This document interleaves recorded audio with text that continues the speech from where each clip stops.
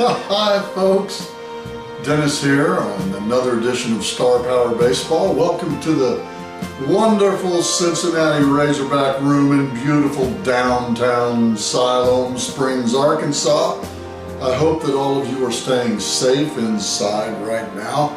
We're spiked up here in Northwest Arkansas this second day of July. So you just be careful, guys. Just be careful. I haven't been touched yet. I hope I don't get it. I hope you don't. But hey, just be safe and be careful. Use a little common sense. Do a little social distancing. I wear a mask in public. Hey, it's just the smart thing to do. I want people to know that I care. So anyway, whether it does any good or not, who knows? But let's just say this, it shows that I care about you. So let's go to this episode of Star Power Baseball. And I told you guys the last time that we were talking that the next video was going to be about this card right here.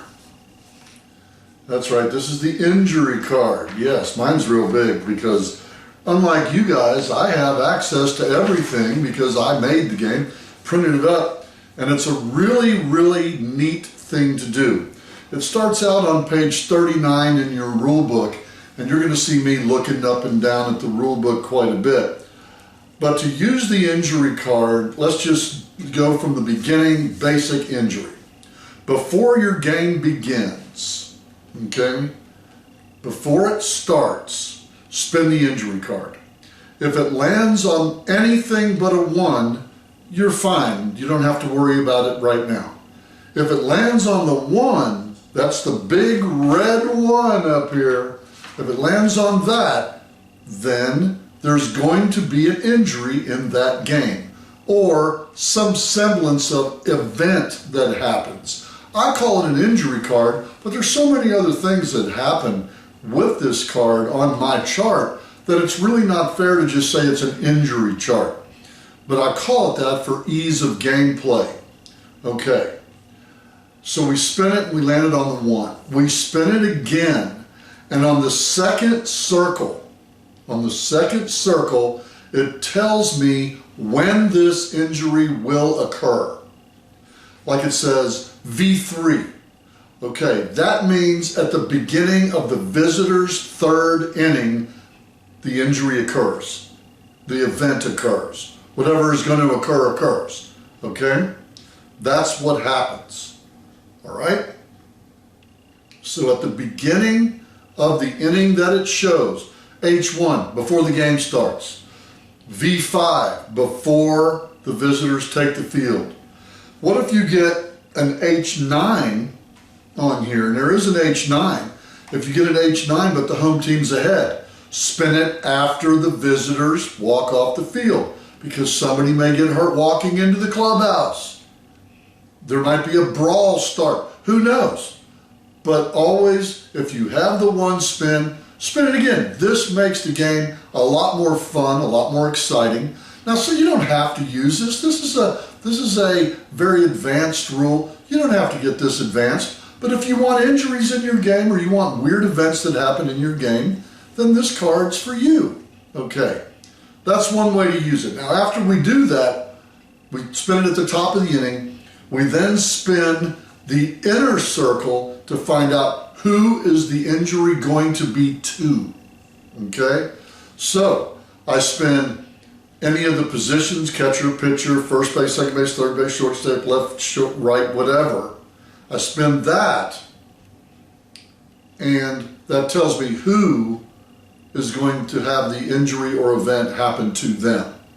Okay? And each one's divided up. It's real plain to see. DH, H or V. What if you're not playing with the DH? If you're not playing with the DH, spin it again. Pretty simple. Okay. That's one way to use the injury card before the game starts.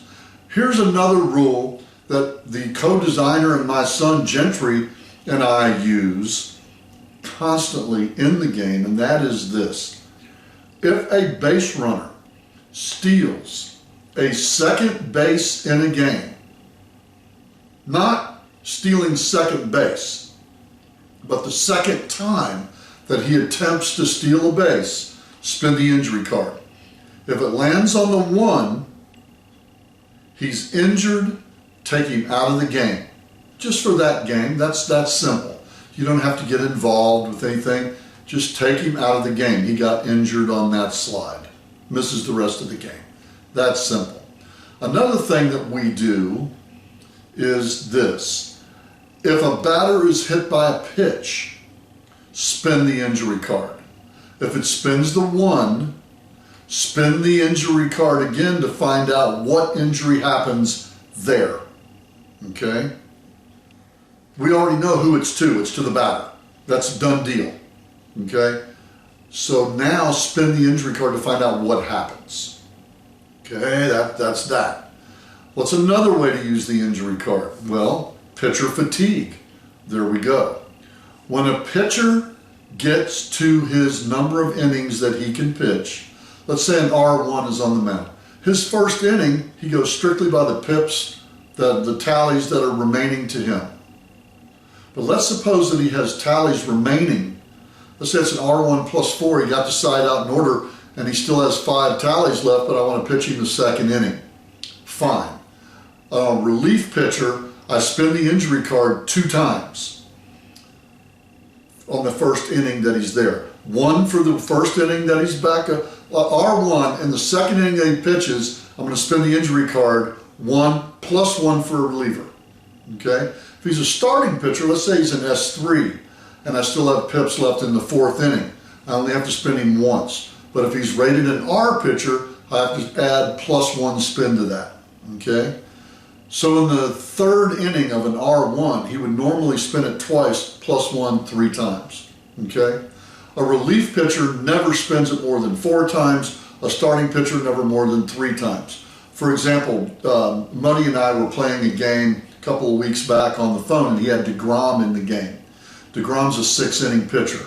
When we got to the 7th inning, DeGrom had to spin the injury card to see if he was tired. He did not spin a 1, move on.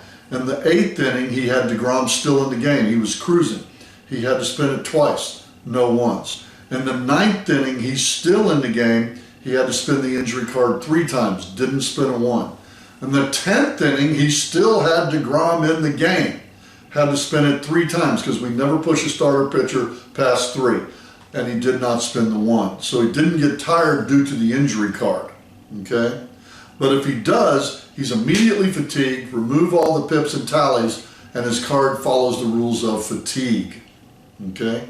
That's another way to use the injury card. So what we've done with the injury card is not just make it once per game, you get to spin it before the game. Now, anytime a batter's hit by a pitch, stealing the 2nd attempt for a stolen base by any runner. Okay? If you want to really get crazy with this stuff, you can do your own rules at the house. Anytime there's a play at the plate, spin the injury card for the base runner and the catcher. See if you have a collision. All kinds of cool stuff. Now, on the injury chart table that I wrote for you guys, it's got all these results. It says the injury key. It's on the rule book on page 40, I think it is. Yeah, page 40. Okay? Those are just suggestions, guys. It says it right here. This key is merely suggestions. You can improvise all you want. Feel free to do so. I really don't care what you want to make your injuries do. I put this in the rule book for simplicity's sake. Okay? And my favorite is number 12. The bench clearing brawl. It's a blast. And I've had that happen 3 times in games on hit batters. So it's like, you hit me, bench clearing brawl. What a lot of people will do is find the big number on a hit batter and use that for your bench clearing brawl. Whatever you want to do, I'm open for suggestions. Y'all just enjoy that. Remember, it's the injury card, and it makes the difference in star power baseball. Okay, last thing on the agenda. I'll put this down here over here. Last thing on the agenda today. Gentry and I, by Christmas, hopefully, maybe first of the year, we're going to start doing a podcast, okay? And our podcast is going to be about baseball board games and baseball ideas that we have, as well as Star Power Baseball. Now, let's just say this. Our goal with this podcast, we want to get people involved in spinner baseball We want to reach out to those people that have been involved in spinner baseball, and we have one person particularly in mind. We're talking about you, Kevin Nash. Kevin Nash, former wrestler, world champion, All-American basketball player, great human being, dude that we want to get in touch with for spinner baseball, because doing a little bit of research about spinner baseball, Catico All-Star Baseball, I found out that in his youth, Kevin Nash used to play. And so our goal, sooner or later on our podcast, we want to do a live interview with Kevin Nash. And I'm putting this out there, and you guys know Kevin Nash. Tell him we want to talk to him about spinner baseball. We don't want to talk about wrestling. We don't want to talk about all his fans and hurting these people. We want to talk about spinner baseball with Kevin Nash. That's our goal. So, hashtag Kevin Nash. Anyway. My son thinks I'm totally crazy, but hey, I knew Kevin Nash played All-Star Baseball. I now call it Star Power Baseball because that's really the only way to play. All you guys that are playing APBA baseball, all you guys that are playing Strat-O-Matic baseball, we want to talk with you too. That will be on the podcast because it's going to be for you. I've done research. There are no podcasts for Strat-O-Matic, for APBA, for All-Star Baseball. Nobody's got a podcast about baseball games. So we're going to get one. We're going to make it happen so we can talk to all of you guys and have a really good time talking about spinner baseball. Until next time, it's Dennis coming from the Cincinnati Razorback Room in beautiful downtown Siloam Springs, Arkansas. And here you go, just keep on spinning Star Power Baseball.